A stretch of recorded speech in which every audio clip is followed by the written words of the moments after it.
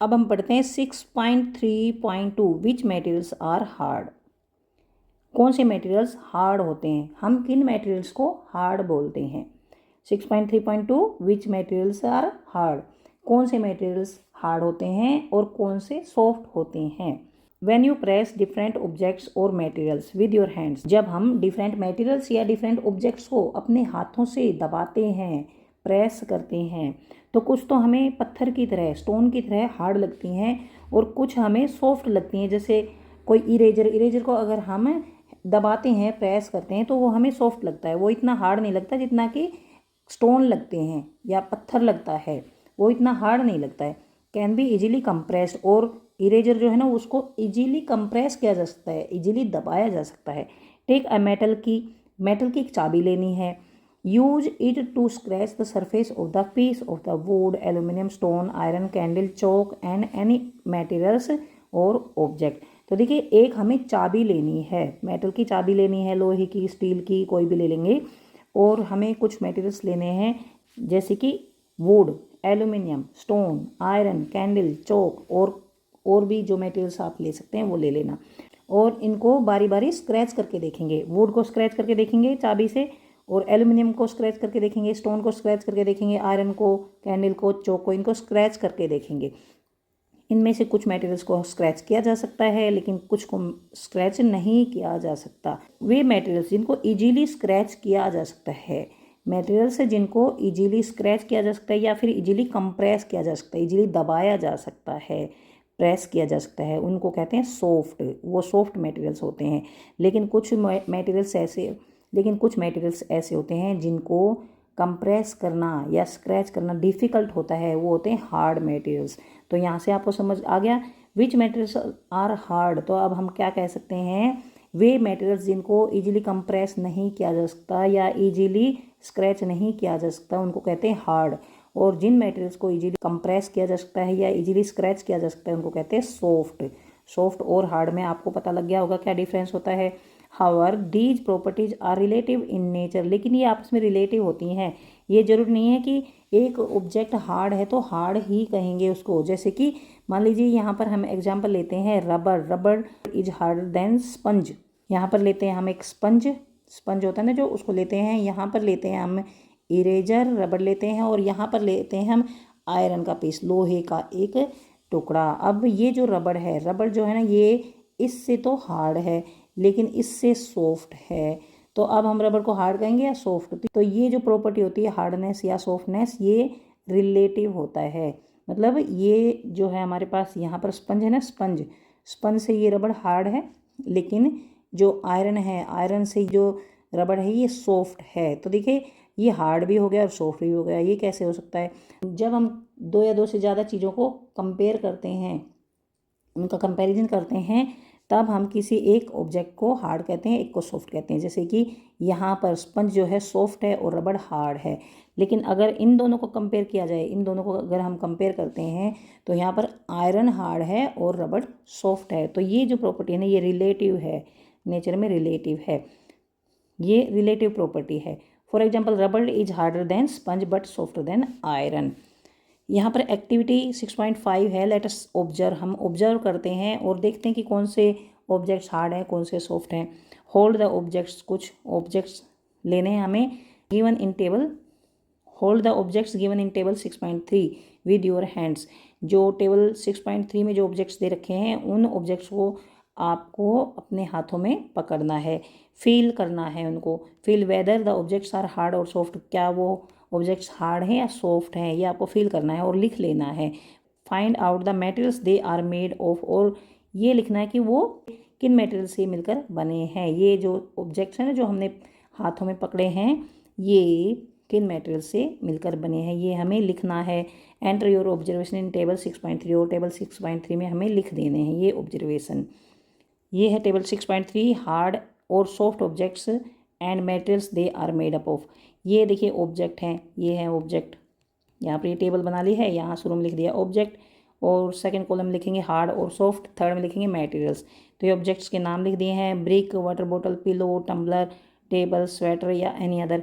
यहाँ पर हार्ड और सॉफ्ट लिखना है। जैसे कि यहाँ पर ब्रिक जो है, ब्रिक हार्ड है, और ब्रिक किससे बनती है? बेक्ड क्ले, जो मिट्टी होती है ना उसको पकाया जाता है तो ब्रिक बनती है। वाटर बोतल अगर आयरन की होगी, अगर मेटल की होगी, स्टील की होगी तो फिर वो हार्ड होगी, और अगर प्लास्टिक की होगी तो फिर वो सॉफ्ट होगी। तो यहाँ पर मेटल लिख देते हैं, अगर मेटल की बनी होगी तो वो हार्ड होगी, और प्लास्टिक की होगी तो सॉफ्ट होगी। पिलो जो होता है वो सॉफ्ट होता है, वो कॉटन का बनाया जाता है, उसमें कॉटन भरी होती है। टम्बलर ग्लास जो है वो मान लीजिए हम मान लेते हैं स्टील का मान लेते हैं, तो वो हार्ड होता है, हार्ड यहाँ पर लिखेंगे स्टील या फिर लिख देंगे मेटल। और टेबल जो है वो हार्ड होती है, हार्ड, और ये वुड की बनी होती है। देखिए जो लकड़ियाँ होती हैं ना वो सॉफ्ट और हार्ड भी होती हैं, अगर ये हार्ड वुड से बनी होगी तो हार्ड आएगा यहाँ पर। और कई वुड जो है ना उसको स्क्रैच किया जा सकता है, वो सॉफ्ट भी होती हैं, तो यहाँ सॉफ्ट लिख देंगे।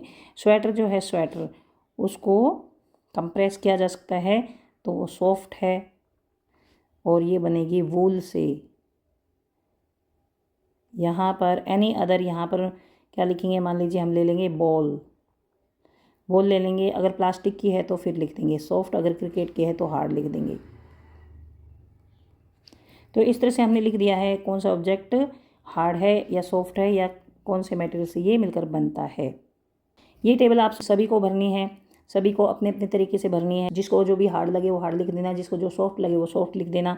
फिर आपस में एक दूसरे के ऑब्जर्वेशन को कंपेयर करना है। Compare your observation with each other, एक दूसरे के साथ, अपने फ्रेंड्स के साथ ये जो ऑब्जर्वेशन है इनको कंपेयर करना है। You have learn that materials can have different properties, और आपने यहाँ पर क्या सीखा है कि जो मटेरियल्स हैं ना वो डिफरेंट प्रॉपर्टीज़ रखते हैं, उनकी डिफरेंट प्रॉपर्टीज़ होती हैं। जैसे कि हमने क्या क्या पढ़ा है, लस्ट्रस होते हैं कुछ मटेरियल्स, कुछ नॉन लस्ट्रस होते हैं, कुछ हार्ड होते हैं, कुछ सॉफ्ट होते हैं, और उनके कलर के बारे में भी पढ़ा है। Can you think of any other properties, क्या और प्रॉपर्टीज़ के बारे में आप सोच सकते हैं कि मटेरियल्स की और भी प्रॉपर्टीज़ हो सकती हैं? तो इनके बारे में हम आगे पढ़ेंगे। Let us explore it further, कि मटेरियल्स की और कौन कौन सी प्रॉपर्टीज़ होती हैं। इन प्रॉपर्टीज़ के बारे में तो हमने पढ़ लिया है। जिन मटेरियल्स में लस्टर होती है वो मेटल्स होती हैं, जिनमें लस्टर नहीं होती वो नॉन मेटल्स होती हैं। कुछ मटेरियल्स हार्ड होते हैं, कुछ सॉफ्ट होते हैं, कुछ का कलर कोई होता है, कुछ का कलर कोई होता है, मतलब डिफरेंट कलर्स होते हैं मटेरियल्स के। इनके अलावा भी बहुत सारी प्रॉपर्टीज़ होती हैं मटेरियल्स की, जो कि हम आगे पढ़ेंगे। उसमें से हम कुछ 6.3.3 में पढ़ेंगे। Explore materials through which one can see और कैन नॉट सी, कुछ ऐसे मटेरियल्स जिनमें से हम देख सकते हैं या फिर नहीं देख सकते। कुछ ऐसे मटेरियल्स के बारे में हम पढ़ेंगे जिनमें से हम देख सकते हैं, उनके आर पार देखा जा सकता है, या फिर उनके आर पार नहीं देखा जा सकता। ये पढ़ेंगे हम 6.3.3 में। तो अब हम पढ़ते हैं 6.3.3 explore materials through which one can see और कैन नॉट सी। कुछ ऐसे मटेरियल्स को खोजें जिनमें से हम देख सकते हैं या फिर जिनमें से नहीं देख सकते। Gulan and Sita and Sara are playing hide and seek. Gulan, Sita and Sara ये हाइड एंड सीक खेल रहे थे, छुपम छुपाई खेल रहे थे with their friends. Gulan hides behind a wall, Gulan जो है वो वॉल के पीछे छुप गया, सीता जो है वो बड़े ट्री के पीछे छुप गई जो कि एक गार्डन में था। वाइल जो सारा है, सारा वो फ्रोस्टेड ग्लास डोर के पीछे छुप गई। जो ग्लास होता है ना, कांच होता है, वो थोड़ा धुंधला होता है, उसको बोलते हैं फ्रोस्टेड ग्लास। धुंधला ग्लास जो होता है, धुंधला कांच होता है, वो होता है फ्रोस्टेड ग्लास, उसके पीछे छुप गई। Which has a hazy surface, hazy surface मतलब धुंधली धुंधली सरफेस होती है। Sita's younger brother can see all these happening through a glass window of his house. Sita का जो छोटा भाई है वो ये देखता है, सब कुछ देखता है कि कौन किसके पीछे छुपा है, और सीता का जो छोटा भाई है वह यह सब कुछ देख सकता था कि कौन किसके पीछे छुपा था। जैसे कि यहाँ पर गुलन कहाँ छिपा था? वॉल के पीछे। सीता कहाँ छिपी थी? पेड़ के पीछे। और जो सारा है वो कहाँ छिपी थी? एक फ्रोस्टेड ग्लास डोर के पीछे, एक ऐसे दरवाजे के पीछे जिसमें फ्रोस्टेड ग्लास लगा हुआ था। और ये कैसे देख सकता था? ये कैसे देख पाया? क्योंकि उनके घर में एक ग्लास की विंडो लगी हुई थी, एक कांच की खिड़की लगी हुई थी, उसमें से इसको सब कुछ दिखाई दे रहा था। The materials through which things can be scene clearly, यहाँ नोट करना है कि वे मटेरियल्स जिनके अंदर से वस्तुओं को थिंग्स को क्लियरली देखा जा सकता है, वे मटेरियल्स जिनमें से आर पार देखा जा सकता है, क्लियरली आर पार देखा जा सकता है, उन्हें कहते हैं ट्रांसपेरेंट।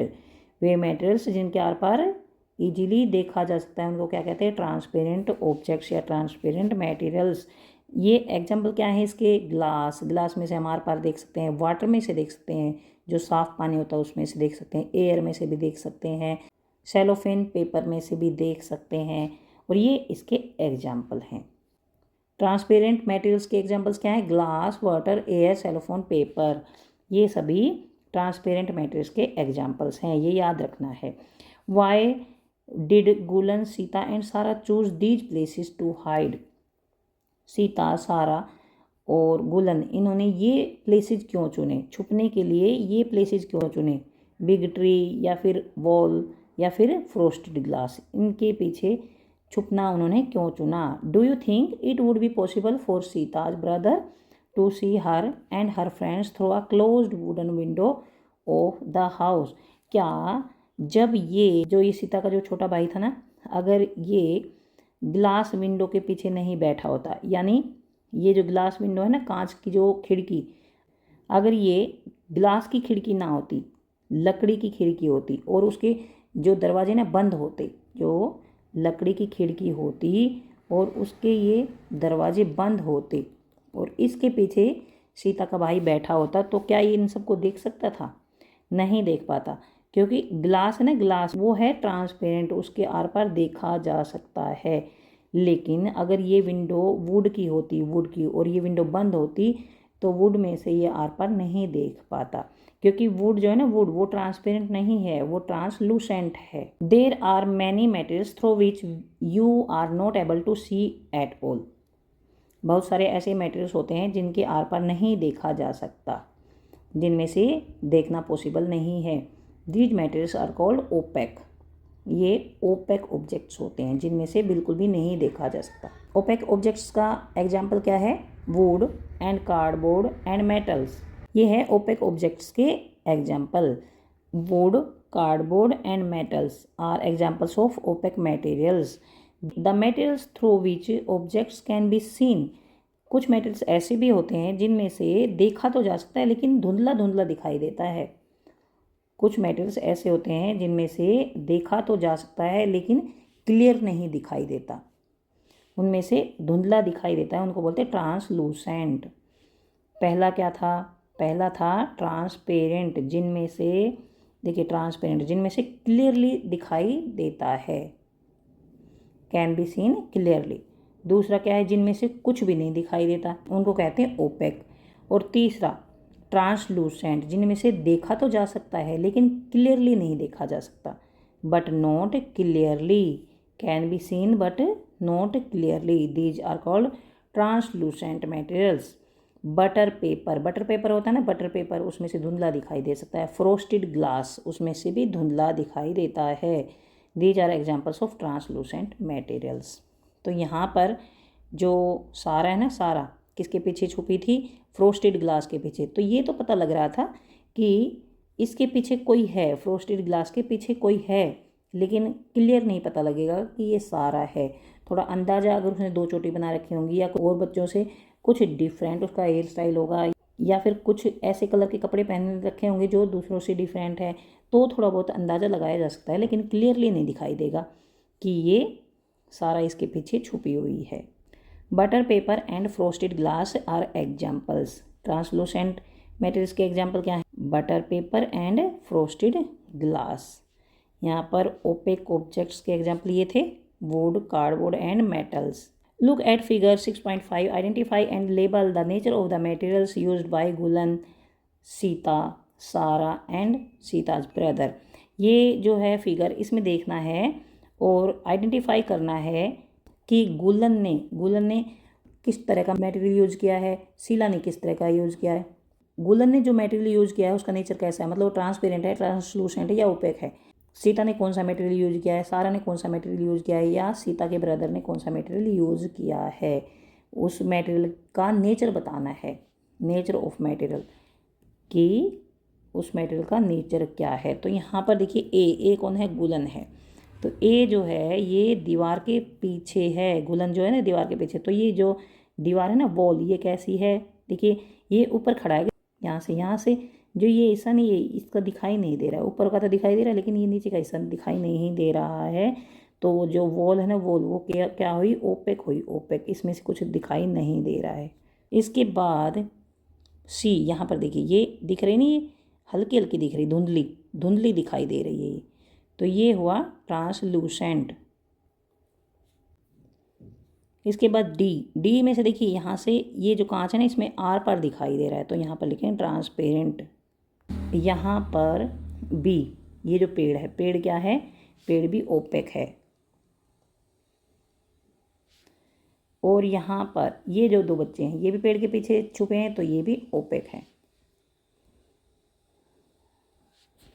अब ए में क्या लिखना है, ए यहाँ पर ओपेक लिखना है, तो यहाँ पर लिख देते हैं ओपेक। बी जो है, बी क्या है, यहाँ पर बी है, बी भी ओपेक है। यहाँ पर सी क्या है, सी ट्रांसलूसेंट। उसके बाद डी, यहाँ पर है, ये है डी, ये वाला, तो ये है ट्रांसपेरेंट। एक्टिविटी 6.6 है, let us classify the following objects as transparent, translucent और ओपेक। ये जो ऑब्जेक्ट्स दे रखे हैं इनको ट्रांसपेरेंट, ट्रांसलूसेंट और ओपेक ऑब्जेक्ट्स में क्लासीफाई करना है। कौन से ट्रांसपेरेंट हैं, कौन से ओपेक हैं या कौन से ट्रांसलूसेंट हैं।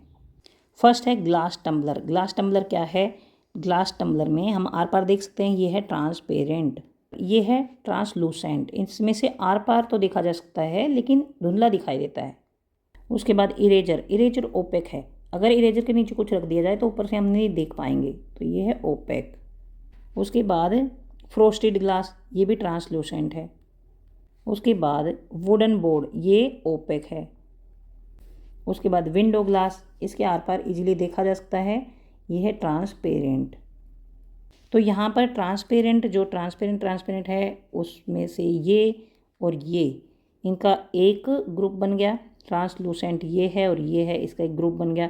और ओपेक ये दोनों हैं, इनका एक ग्रुप बन गया। यहाँ पर क्लासिफिकेशन ऑफ ऑब्जेक्ट्स, जो ट्रांसपेरेंट है ना, ट्रांसपेरेंट, उन दोनों का नाम यहाँ पर लिख देना। ट्रांसलूसेंट है, उन दोनों का नाम यहाँ पर लिख देना है। ओपेक है, उन दोनों का नाम यहाँ पर। तो ट्रांसपेरेंट कौन से हैं, एक तो है हमारे पास ग्लास टम्बलर और दूसरा है विंडो ग्लास। तो यहाँ पर हमने लिख दिए हैं, यहाँ से हमने यहाँ पर लिख दिए हैं जो ट्रांसपेरेंट हैं, जो ट्रांसलूसेंट हैं और जो ओपेक हैं। Is water transparent, can it be made OPEC.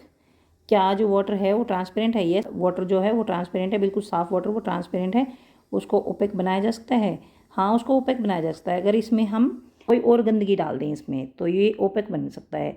जैसे जो नाली का जो पानी होता है उसमें बहुत सारी गंदगी मिली होती है, तो वो ओपेक बनाया जा सकता है। इसमें बहुत सारी गंदगी मिलाकर या कुछ और मटेरियल्स मिलाकर इसको ओपेक बनाया जा सकता है। अब हम आते हैं 6.3.4, what is soluble in water, what is not. Water में सोल्यूबल कौन से मटेरियल हैं और कौन से मटेरियल सोल्यूबल नहीं हैं।